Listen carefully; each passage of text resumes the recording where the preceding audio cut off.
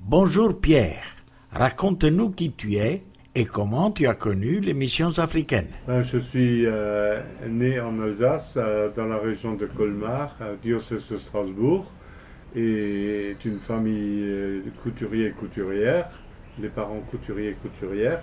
Et j'ai vécu toujours dans un village de 400 habitants à peu près. Voilà. J'étais servant de messe.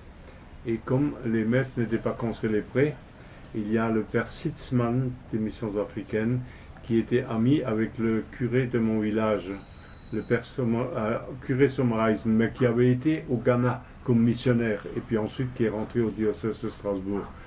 Et il venait le voir régulièrement. Et après la messe du curé que je servais, le curé m'a dit: tu restes là pour servir pour le père Sitzmann, j'avertirai le maître d'école. Voilà. Et puis c'est comme ça qu'à la fin de la messe, il m'a demandé: tu ne voudrais pas devenir missionnaire? Alors le curé a dit: c'est pas la peine de lui poser la question. Il m'a dit non déjà. Et à moi il a dit oui. Le père Sitzmann m'a dit ça. À moi il a dit oui. Alors bon, c'est comme ça, ils sont allés voir mes parents et puis ils m'ont mis en relation avec Saint-Pierre, le petit séminaire. Je suis rentré aux missions africaines à l'âge de 12 ans. Tu es devenu prêtre et tu es parti en Afrique. Quelle a été ta première paroisse? Oui, c'est relativement facile. Je suis arrivé en Afrique en 1963, après l'ordination, et j'ai été nommé au diocèse de Katiola, à la cathédrale. Et en même temps, 2 mois après, Monseigneur m'a chargé de m'occuper de la jeunesse rurale.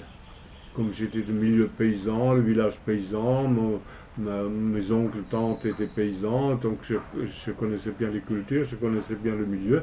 Et ils m'ont demandé de faire l'animation missionnaire par la GAC. Et bon, j'ai essayé, j'ai eu plusieurs équipes sur Katiola. Au bout de 2 ans, j'ai été affecté à Niakara, où il y avait déjà 2 équipes. Et on a multiplié les équipes là-bas. Alors, on a eu une douzaine de villages qui avaient une équipe d'animation rurale. Et les jeunes ont très bien mordu, parce qu'on mélangeait l'évangile avec leur milieu de travail. On mettait l'évangile dans leur travail, quoi, ou le contraire, le travail dans l'évangile, quoi. Et c'est ainsi que il y a eu de bonnes communautés chrétiennes, notamment à Nongonika, à Rikoka, Patioka, Kanawolo. C'était des villages où il y avait de bonnes équipes de GAC, et puis Niakara même, la paroisse. Et après Niakara? J'ai été pendant 11 ans à Niakara-Mandougou, et puis on m'a affecté à Bonière-et-Dougou.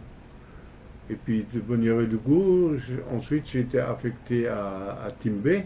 Entre-temps, j'ai fait une année de recyclage comme économe de Saint-Pierre.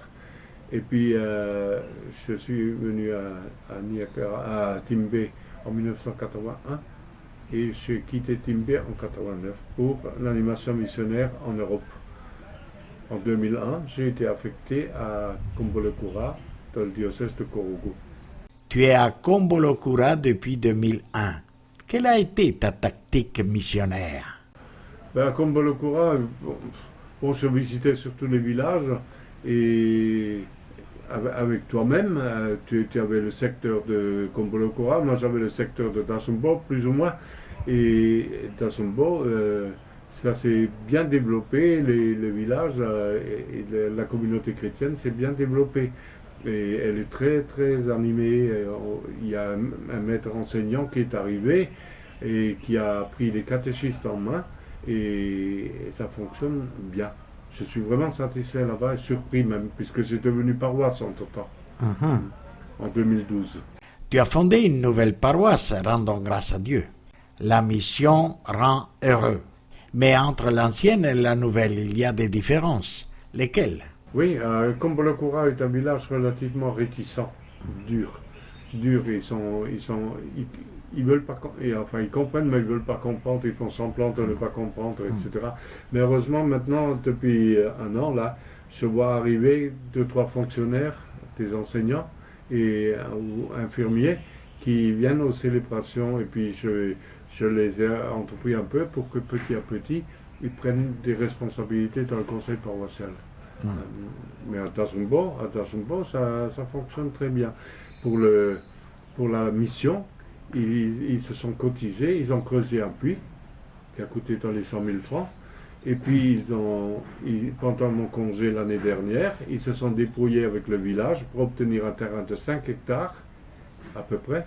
Et ils ont fait les démarches à la sous-préfecture et ils l'ont obtenu. De la part de la sous-préfecture, ils ont obtenu le terrain de 5 hectares et ils ont payé. C'est eux qui ont pris en charge.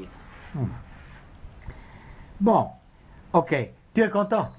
Oui, je suis content. Oui. Bon, la mission, en quelque sorte, même si elle est difficile, rend heureux, hein? Bien sûr, ouais. Rend heureux.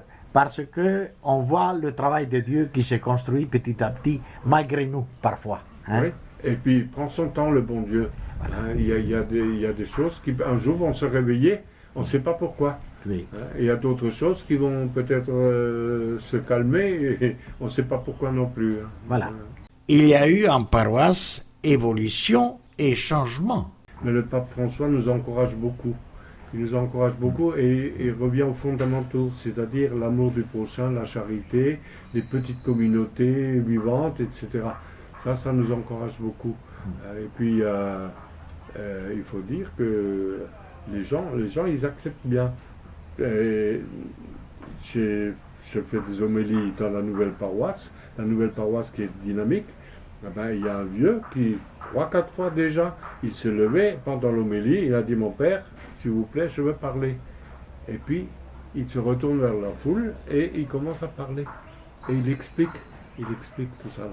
Et puis après, bon, à la fin de la messe, il me dit ce qu'il a dit, hein, pour expliquer. Voilà. Et puis un jour, à la fin de la messe, tout au début, avant que ce soit paroisse, il a dit: mon père, ce que tu dis, nous on aime bien. On est content d'entendre ça. Mais quand on est sorti de l'église, on a oublié. Maintenant, ce qu'il faut faire, quand tu parles, tu expliques, et puis ensuite tu nous dis ce que chacun doit faire, et on va faire. Les Pères Blancs des missions africaines cèdent la place au SMA africain, mais c'est toujours la même mission qui continue. Ben, l'évolution, de toute façon, il faut continuer la mission. C'est ça, et il n'y a pas à chercher ailleurs. Hein. Il faut continuer la mission et on est content qu'il y a des jeunes frères qui arrivent, hein, et puis qui prennent le relais. Mais il faudrait davantage de jeunes prêtres encore qui viennent remplir les trous qui restent, hein, où on n'est pas toujours remplacé quand on quitte. Et puis il y a des coins qui sont un peu plus difficiles, comme le nord, où il n'y a pas beaucoup de moyens matériels pour survivre. C'est ce qui est aussi un gros problème. Donc ceux du sud, s'ils peuvent faire péréquation avec ceux du nord, ça serait une bonne chose. Ça serait une bonne chose. Pour terminer, un mot au bienfaiteur. D'accord. Ben, de continuer à soutenir quand même la mission. La mission, c'est pour tout le monde. Hein. Jésus-Christ, dès qu'on le découvre, il nous envoie. On est envoyé d'une façon ou d'une autre. Il y a pas chaque chrétien est envoyé. À partir du moment où il découvre Jésus-Christ, il doit se sentir envoyé en mission quelque part, chez lui ou ailleurs, ou soutenir les missions, etc. Quoi. Et faire la propagande aussi. Hein. Bon, merci alors Pierrot, porte-toi bien et que la mission continue. Oui, hein? d'accord, oui. Ok, ciao. Ciao. Ciao.